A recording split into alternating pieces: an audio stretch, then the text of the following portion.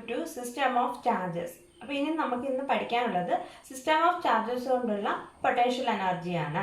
അപ്പോൾ അതിൽ ആദ്യം പഠിക്കാനുള്ളത് ടു ചാർജ് സിസ്റ്റം ആണ്. ഏതാണ്? Two charge system.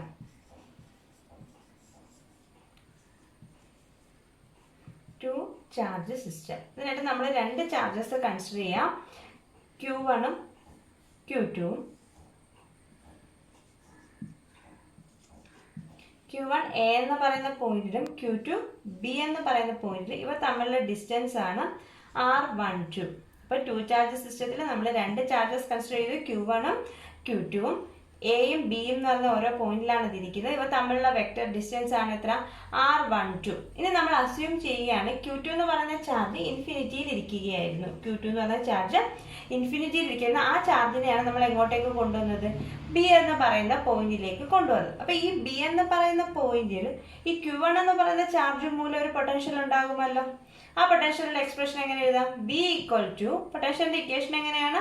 1/4πε0 Q divided by R ആണ്. അപ്പോൾ ഇവിടെ 1/4πε0 Q1 മൂലം ബിയിലെ potential Q1 divide by R12 ആണല്ലോ. പിന്നെ നമ്മൾ പറഞ്ഞ എന്താണ്? ബി എന്ന് പറയുന്ന പോയിന്റിലേക്ക് Q2 എന്ന് പറയുന്ന ചാർജിനെ കൊണ്ടുവന്നത് എവിടെ നിന്നാണ്? ഇൻഫിനിറ്റിയിൽ നിന്നാണ്. നമുക്കറിയാം ഇൻഫിനിറ്റിയിൽ നിന്ന് ഒരു ചാർജിനെ ഒരു പോയിന്റിലേക്ക് കൊണ്ടുവരണമെങ്കിൽ അവിടെ ഒരു വർക്ക് ചെയ്യണം. ആ വർക്കിന്റെ എക്സ്പ്രഷൻ എങ്ങനെയാണ്? വർക്ക് എന്ന് പറഞ്ഞു കഴിഞ്ഞാൽ നമുക്കറിയാം പൊട്ടൻഷ്യൽ എന്ന് പറഞ്ഞു കഴിഞ്ഞാൽ വർക്ക് ബൈ ചാർജ് ആണ്, അല്ലെങ്കിൽ W ഈക്വൽ ടു QV ആണ് ആണല്ലോ. അപ്പോൾ ഇവിടുത്തെ പൊട്ടൻഷ്യൽ നമുക്കറിയാം V ആണ്, ഈ ബി എന്ന് പറയുന്ന പോയിന്റിലെ പൊട്ടൻഷ്യൽ. ഇനി ഈ ബി എന്ന് പറയുന്ന പോയിന്റിലേക്ക് കൊണ്ടുവരുന്ന ചാർജ് ഏതാണ്? Q2 എന്ന് പറയുന്ന ചാർജിനെയാണ് ഇൻഫിനിറ്റിയിൽ നിന്ന് കൊണ്ടുവരേണ്ടത്. അപ്പോൾ work done W equal to നമുക്ക് എന്തോന്ന് എഴുതാം? പൊട്ടൻഷ്യൽ ഇൻറ്റു Q2 എന്ന് എഴുതാം അല്ലേ? QV അല്ലെങ്കിൽ VQ, പൊട്ടൻഷ്യൽ ഇൻറ്റു Q2. ഇനി ഈ പൊട്ടൻഷ്യലിന്റെ വാല്യൂ നമുക്കറിയാം എത്രയാണ്? 1/4πε0 Q1 ബൈ R12. ആ വാല്യൂ ഇവിടെ കൊടുക്കാം. 1/4πε0 Q1 by R12 into എന്തുകൊണ്ടുണ്ട്? Q2 കൂടെ ഉണ്ട്. അപ്പോൾ നമ്മുടെ എക്സ്പ്രഷൻ എങ്ങനെ മാറും? Work done W equal to 1/4πε0 Q1 Q2 divided by R12. ഈ വർക്ക് ഡൺ ആണ് അതിൽ എന്തായിട്ട് സ്റ്റോർ ചെയ്തത്? ആ ടു ചാർജ് സിസ്റ്റത്തിന്റെ എന്തായിട്ട്? പൊട്ടൻഷ്യൽ എനർജി ആയിട്ട് സ്റ്റോർ ചെയ്തത്.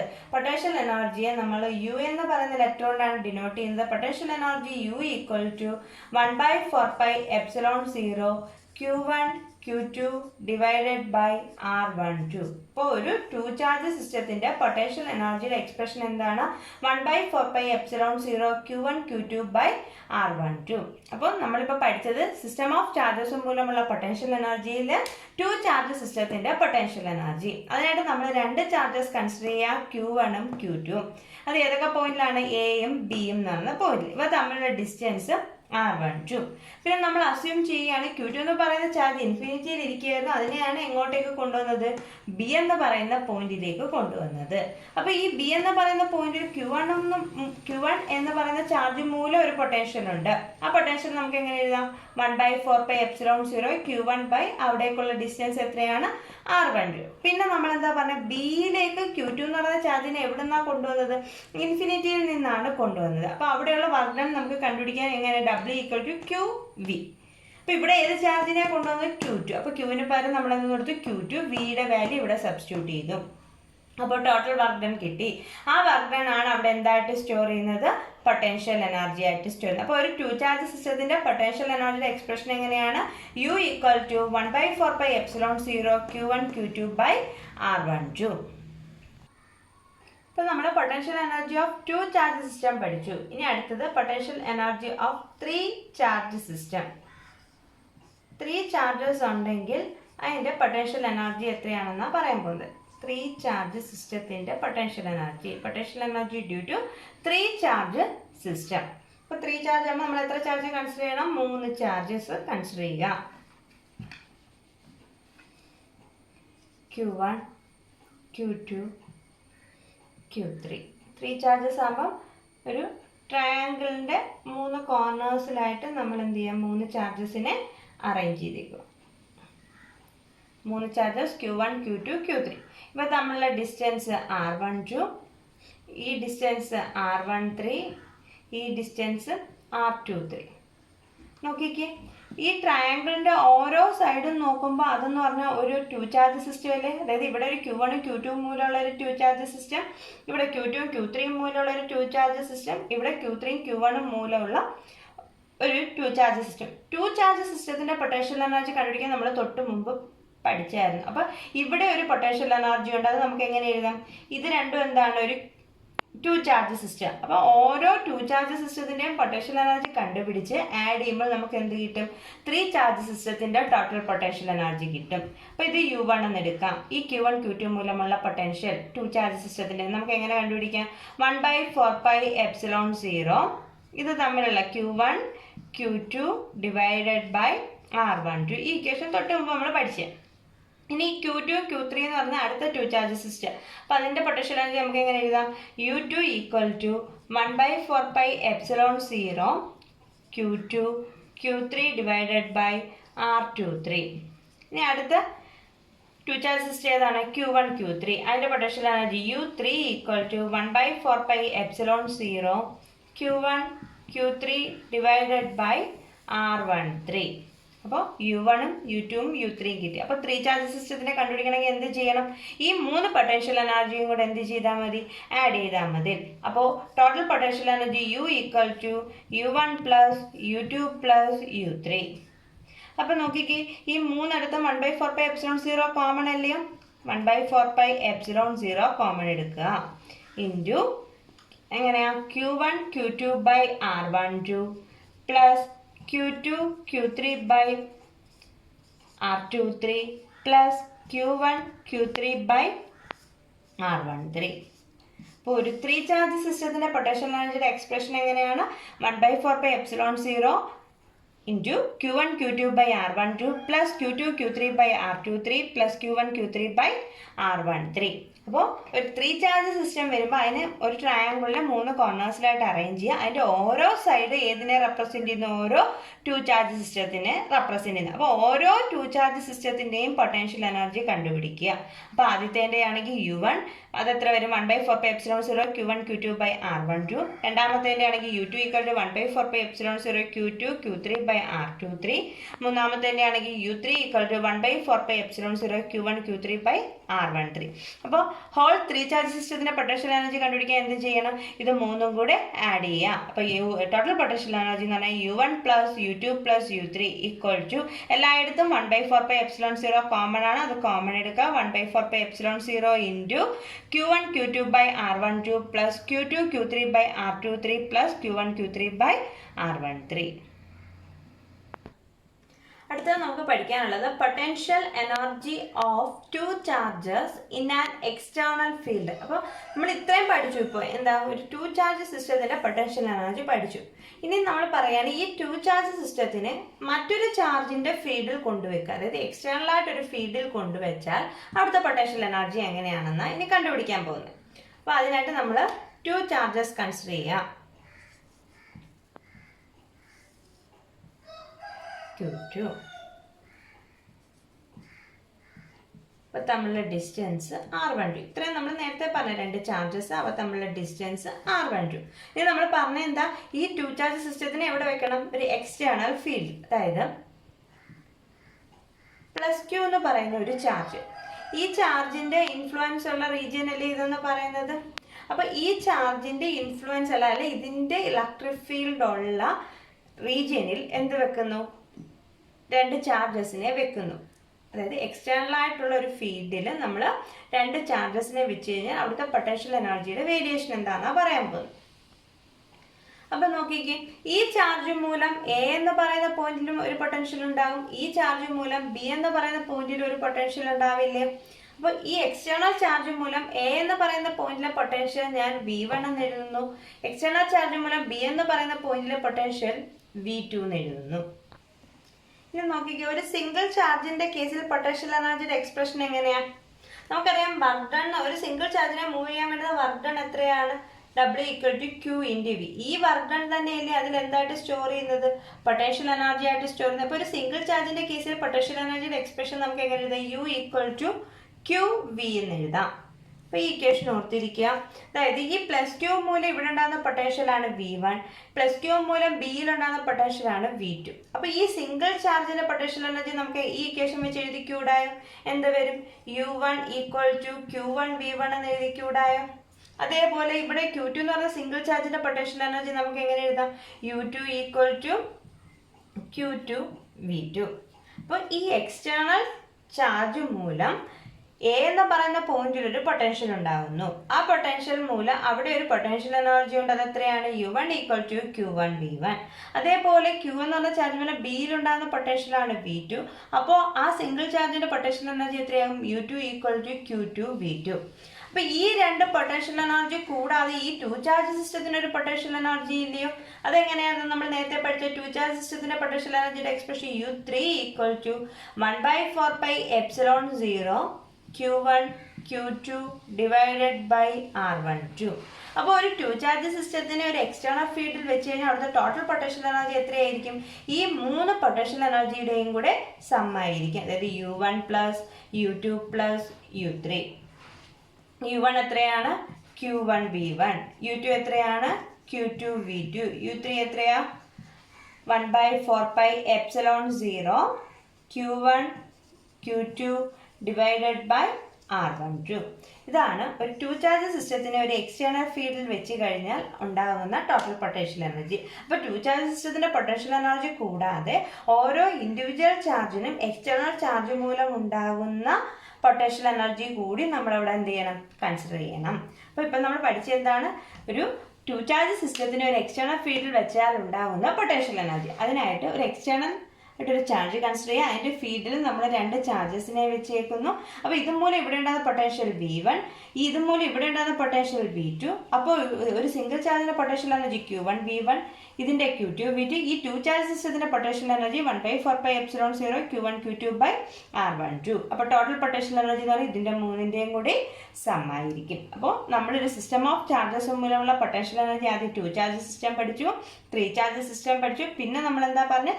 ഒരു 2 ചാർജ് സിസ്റ്റത്തിനെ തന്നെ ഒരു എക്സ്റ്റേണൽ ഫീൽഡിൽ വെച്ച് കഴിഞ്ഞാൽ അവിടെ പൊട്ടൻഷ്യൽ എനർജിക്ക് എന്ത് വേരിയേഷൻ വരും? ഇത്രയും കാര്യങ്ങളാണ് ഇതുവരെ പഠിച്ചത്. ഇനി അടുത്തത് നമുക്ക് പഠിക്കാനുള്ളത് potential energy of A dipole in an external field. അതായത് നമ്മൾ ഒരു 2 ചാർജ് സിസ്റ്റത്തിനെയും 3 ചാർജ് സിസ്റ്റത്തിൻ്റെയും കാര്യങ്ങൾ ഇപ്പോൾ പഠിച്ചു. ഇനി ഒരു ഡൈപോളിനെ ഒരു എക്സ്റ്റേണൽ ഫീൽഡിൽ വെച്ച് കഴിഞ്ഞാൽ അവിടെ ഉണ്ടാകുന്ന പൊട്ടൻഷ്യൽ എനർജി. അപ്പോൾ അതിനായിട്ട് ഒരു ഡൈപോൾ എന്ന് പറഞ്ഞാൽ എന്താ?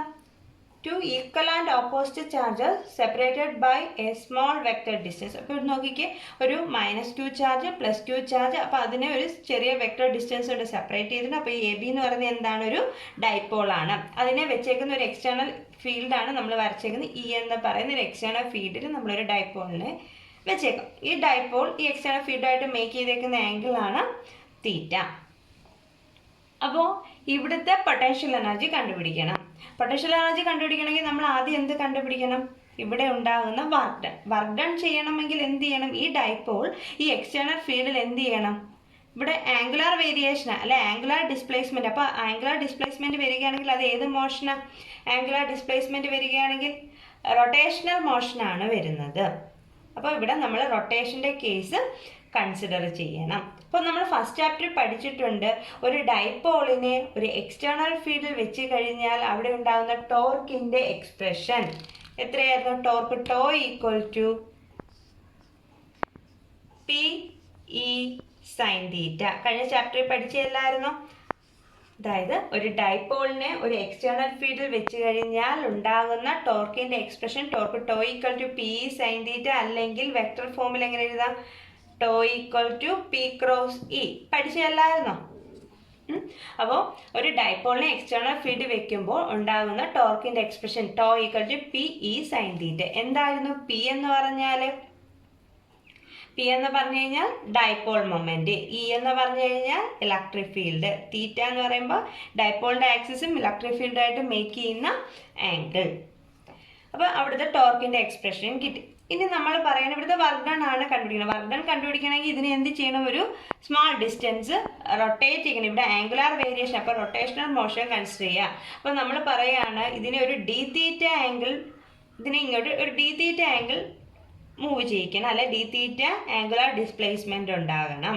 അപ്പോൾ ഡി തീറ്റ ആംഗുലാർ ഡിസ്പ്ലേസ്മെന്റ് ഉണ്ടാകണമെങ്കിൽ അവിടെ ഒരു സ്മോൾ വർക്ക് ഡൺ ഇല്ലയോ, D W equal to work done എന്ന് പറഞ്ഞാൽ എന്താണ്, ഫോഴ്സ് ഇൻറ്റു ഡിസ്പ്ലേസ്മെന്റ്. ഇവിടെ റൊട്ടേഷണൽ മോഷൻ ആയതുകൊണ്ട് ഫോഴ്സിന് സിമിലർ ആയിട്ട് വരുന്നത് എന്താണ്, ടോർക്കാണ്. അപ്പോൾ small work done D W equal to നമുക്ക് എന്തെന്ന് എഴുതാം, ടോ ഇൻറ്റു അതിൻ്റെ ആംഗുലാർ ഡിസ്പ്ലേസ്മെന്റ് എന്താണ്, ഡി തീറ്റ. വർക്ക് ഡൺ എന്ന് പറഞ്ഞാൽ ഫോഴ്സ് ഇൻറ്റു ഡിസ്പ്ലേസ്മെന്റ് ആണ്. റൊട്ടേഷണൽ മോഷൻ ആകുമ്പോൾ ഫോഴ്സിന് പകരം ടോർക്ക്, ഡിസ്പ്ലേസ്മെന്റ് എന്ന് പറയുന്നത് ഇവിടെ ആംഗുലാർ ഡിസ്പ്ലേസ്മെന്റ് ആണ്. ഇനി നമ്മൾ പറയാണ് ആംഗുലാർ വേരിയേഷൻ തീറ്റ എന്ന് പറയുന്നത്, തീറ്റയ്ക്ക് ഉണ്ടാകുന്ന വേരിയേഷൻ എന്ന് പറയുന്നത് തീറ്റ 0 തൊട്ട് തീറ്റ 1 വരെയാണ്. അപ്പോൾ തീറ്റയ്ക്ക് ഉണ്ടാകുന്ന വേരിയേഷൻ എങ്ങോട്ടൊക്കെയാണ്, തീറ്റ 0 തൊട്ട് തീറ്റ 1 വരെയാണ്. അപ്പോൾ ടോട്ടൽ വർക്ക് ഡൺ നമുക്ക് എങ്ങനെ കണ്ടുപിടിക്കാം, ഇതിനെ എന്ത് ചെയ്യണം, തീറ്റ 0 തൊട്ട് തീറ്റ 1 വരെ ഇൻ്റഗ്രേറ്റ് ചെയ്യണം. Theta 0 to theta 1 tau d theta. ടോയുടെ വാല്യൂ നമ്മൾ കണ്ടുപിടിച്ചില്ലയോ, എത്രയാണ്, പി ഇ സൈൻ തീറ്റ. അപ്പോൾ integral theta 0 to theta 1 P E sine theta D theta. അപ്പം നമ്മൾ ഇൻ്റഗ്രേഷൻ്റെ കാര്യം പറഞ്ഞതാണ് ഈ വേരിയബിളിന്, അതായത് ഇവിടുത്തെ വേരിയബിൾ തീറ്റയാണ്. അപ്പോൾ അതിൻ്റെ ടേംസിന് മാത്രമേ ഇൻ്റഗ്രേഷൻ ഉള്ളൂ, ബാക്കിയെല്ലാം എന്താണ്, കോൺസ്റ്റൻ്റ് ആണ്. അപ്പോൾ അതിന് ഇൻ്റഗ്രേഷന് വെളിയിലെടുക്കാം. അപ്പോൾ P E into integral theta 0 to theta 1 sine theta D theta. ഇനി integral sine theta D theta എന്ന് പറയുന്നത് ഒരു standard result. Integral sine theta എന്ന് പറഞ്ഞാൽ minus cos theta. Integral sine theta എന്ന് പറഞ്ഞാൽ minus, integral sine theta D theta എന്ന് പറഞ്ഞാൽ മൈനസ് കോസ് തീറ്റ. അതേപോലെ integral cos theta D theta എന്ന് പറയുന്നത് സൈൻ തീറ്റ. ഈ രണ്ട് സ്റ്റാൻഡേർഡ് റിസൾട്ട് ഓർത്തിരിക്കണം. അപ്പോൾ integral sine theta D theta എന്ന് പറഞ്ഞാൽ മൈനസ് കോസ് തീറ്റയും integral cos theta D theta എന്ന് പറഞ്ഞാൽ എന്താണ്, സൈൻ തീറ്റയാണ്. അപ്പോൾ ആ വാല്യൂ ഇവിടെ സബ്സ്റ്റിറ്റ്യൂട്ട് ചെയ്യുക. അപ്പോൾ P E into sine theta D theta എത്രയാണ്, integral sine theta D theta minus cos theta, theta 0 to theta 1. ഇനി ലിമിറ്റ് അപ്ലൈ ചെയ്യുമ്പോൾ എങ്ങനെയാണ്, upper limit minus lower limit. അപ്പോൾ P E into minus cos theta 1 minus minus എന്താവും, plus ആകും, plus cos theta 0. അപ്പോൾ work done expression എങ്ങനെ കിട്ടി, work done W equal to P E into minus cos theta 1 plus cos theta 0. ഇനി നമ്മൾ എടുക്കുക തീറ്റ 0 എന്ന് പറയുന്ന പോയിന്റ്, അല്ലെ തീറ്റ 0 എന്ന് പറയുന്ന ആംഗുലാർ വേരിയേഷൻ. തീറ്റ 0 എന്ന് പറയുന്നത് π/2 നിന്നാണ് ഇത് സ്റ്റാർട്ട് ചെയ്യുന്നത്. തീറ്റ 1 എന്ന് പറയുന്നത് തീറ്റ എന്നും കൺസിഡർ ചെയ്യാം. അങ്ങനെയാണെങ്കിൽ വാല്യൂ എങ്ങനെ മാറും, W equal to P E into minus theta 1ന് പകരം തീറ്റ 0ന് പകരം π/2. കോസ് π/2ൻ്റെ വാല്യൂ എത്രയാണ്, കോസ് π/2 0 ആണ്. അപ്പോൾ W equal to minus P E cos theta എന്ന് കിട്ടും. ഈ വർക്ക് ഡൺ അല്ലയോ അതിനകത്ത് പൊട്ടൻഷ്യൽ എനർജി ആയിട്ട് സ്റ്റോർ ചെയ്യുന്നത്. അപ്പം നമുക്ക് വർക്ക് ഡൺ എന്ന് പറയുന്നത് എന്താണെന്ന് എഴുതാം, വർക്ക് ഡൺ എന്ന് പറയുന്നതാണ് അവിടുത്തെ പൊട്ടൻഷ്യൽ എനർജി, അതായത് minus P E cos theta. ഇനി പി ഇ കോസ് തീറ്റയെ വെക്റ്റർ ഫോമിൽ എഴുതുമ്പോൾ എങ്ങനെ വരും, പൊട്ടൻഷ്യൽ എനർജിയുടെ എക്സ്പ്രഷൻ പി ഇ കോസ് തീറ്റയെ വെക്റ്റർ ഫോമിൽ എഴുതുമ്പോൾ U equal to minus P dot E അല്ലേ. രണ്ട് വെക്ടേഴ്സിൻ്റെ ഡോട്ട് പ്രോഡക്റ്റ് എടുക്കുമ്പോഴല്ലേ നമുക്ക് എന്ത് കിട്ടുന്നത്, പി ഇ കോസ് തീറ്റ എന്ന് വരുന്നത് അല്ലേ. U equal to minus P dot E. അതായത് ഒരു ഡൈപോൾ മൂലം ഒരു ഡൈപോളിന് ഒരു എക്സ്റ്റേണൽ ഇലക്ട്രിക് ഫീൽഡിൽ വെച്ച് കഴിഞ്ഞാൽ അവിടെ ഉണ്ടാകുന്ന പൊട്ടൻഷ്യൽ എനർജിയുടെ എക്സ്പ്രഷൻ എങ്ങനെ വരും, U equal to minus P dot E. ഒന്നുകൂടെ പറയാം, നമ്മളിപ്പോൾ പറഞ്ഞത് ഒരു ഡൈപോളിനെ ഒരു എക്സ്റ്റേണൽ ഇലക്ട്രിക് ഫീൽഡിൽ വെച്ചാൽ പൊട്ടൻഷ്യൽ എനർജി എത്രയായിരിക്കും. അപ്പോൾ ഒരു എക്സ്റ്റേണൽ ഇലക്ട്രിക് ഫീൽഡിൽ നമ്മളൊരു ഡൈപോളിനെ വെക്കുക. അപ്പോൾ നമ്മളൊരു എക്സ്റ്റേണൽ ഇലക്ട്രിക് ഫീൽഡ് ഒരു ഡൈപോൾ ഇരിക്കുകയാണെങ്കിൽ അവിടുത്തെ ടോർക്കിൻ്റെ എക്സ്പ്രഷൻ കഴിഞ്ഞ ചാപ്റ്ററിൽ പഠിച്ചാണ് എന്തായിരുന്നു, P E torque tau equal to P E sine theta അല്ലെങ്കിൽ പി ക്രോസ് ഇ. ഇനി നമുക്കിവിടെ പൊട്ടൻഷ്യൽ എനർജി കണ്ടുപിടിക്കണമെങ്കിൽ ഇവിടുത്തെ വർക്ക് ഡൺ അറിയണം. വർക്ക് ഡൺ അറിയണമെങ്കിൽ ഇവിടെ ആംഗുലാർ വേരിയേഷൻ എന്ന് പറയുമ്പോൾ ഇതിന് ഈ ഡൈപോളിന് എന്ത് ചെയ്യണം? റൊട്ടേഷൻ സംഭവിക്കണം. അപ്പം നമ്മൾ അസ്യൂം ചെയ്യുന്ന ഡി തീറ്റ ആംഗുലർ ഡിസ്പ്ലേസ്മെന്റ് വന്നു. അപ്പോൾ അവിടെ വേണ്ടുന്ന ടോർക്ക് നമുക്കറിയാം. അങ്ങനെയാണെങ്കിൽ സ്മോൾ വർക്ക് ഡൺ എന്താണ്? D W equal to force into displacement. Rotational motion ആകുമ്പോൾ ഫോഴ്സിന് പകരം ടോർക്ക് ഇൻറ്റു ആംഗുലർ ഡിസ്പ്ലേസ്മെന്റ്.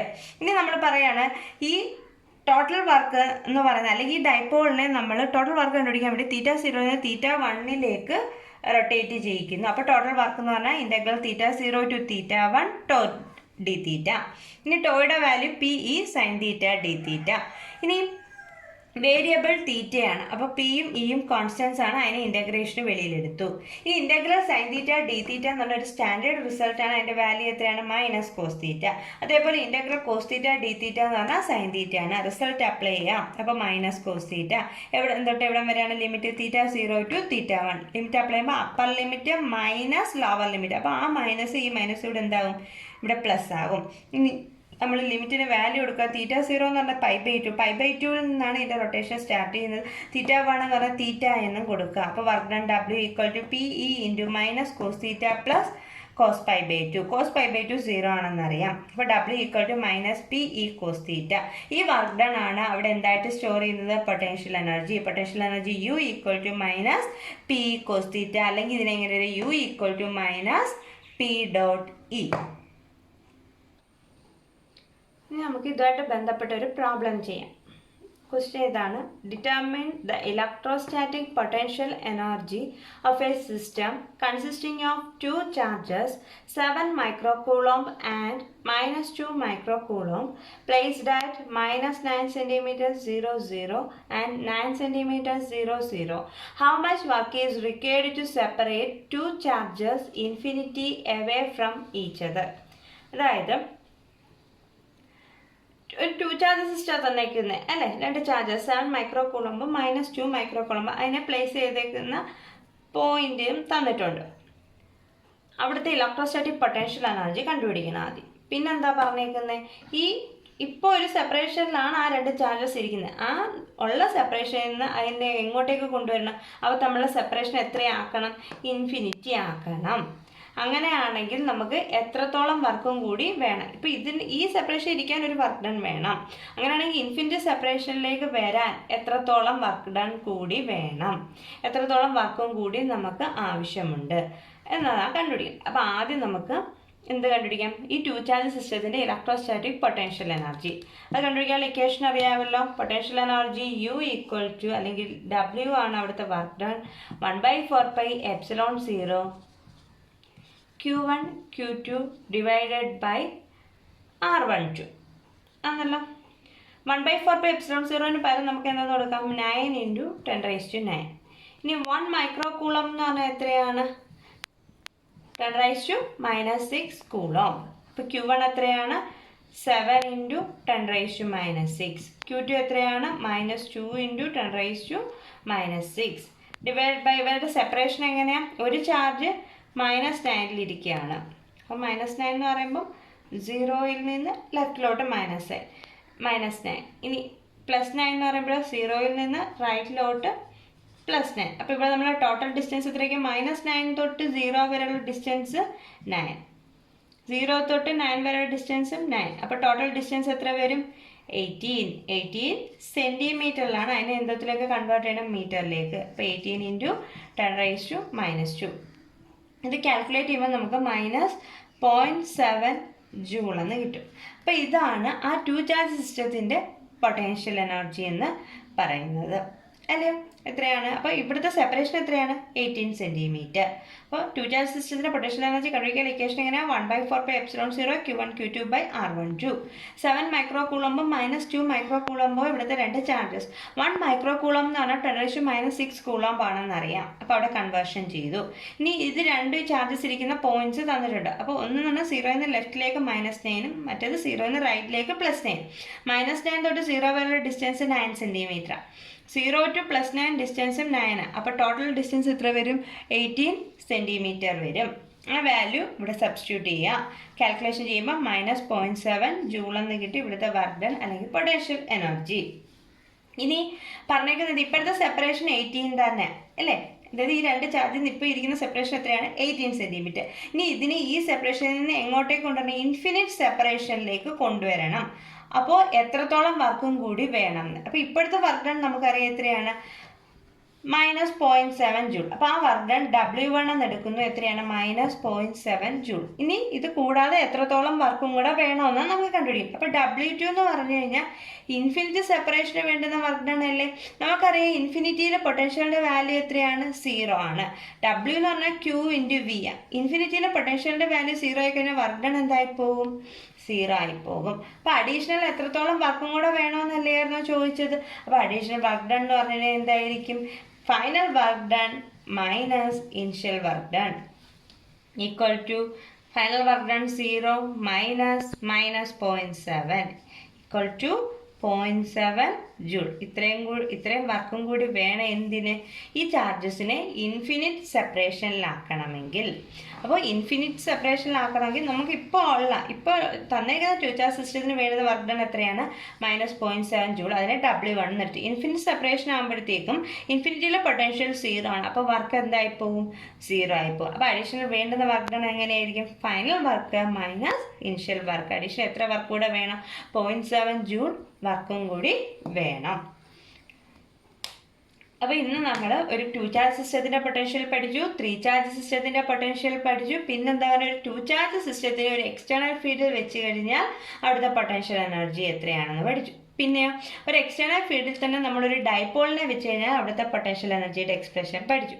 പിന്നെ അതുമായിട്ട് ബന്ധപ്പെട്ട ഒരു പ്രോബ്ലം.